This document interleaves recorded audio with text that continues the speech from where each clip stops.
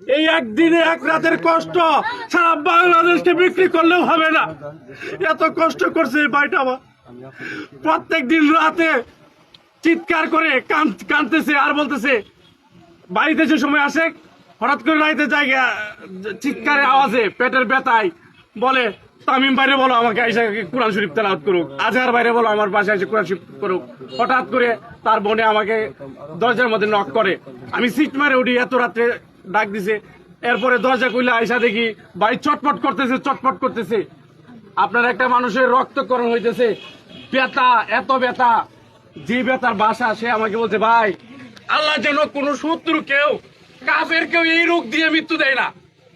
যে ব্যথা আমি সহ্য করছি ভাই, এটা বাসায় প্রকাশ করার মতো না। আমি কই, ভাই তুই ধৈর্য হারা হইস না, তুই ধৈর্য হারা হইস না। আল্লাহ যার ভালো চাই তাকে দুনিয়ার ভুল ত্রুটি দুনিয়ার মধ্যে আল্লাহ বুক করে আনে নেই।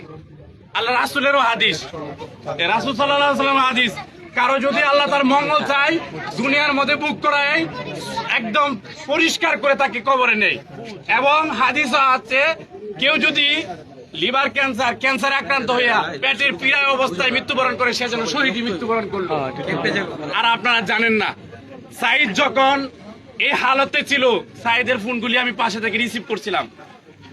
অনেক ভিক্ষুকও বলছে, ভাই সাইদ ভাইয়ের ভিডিওটা যখন, মায়ের বয়সটি যখন শুনি, কলিজাটা একদম ছিদ্র হয়ে যায়।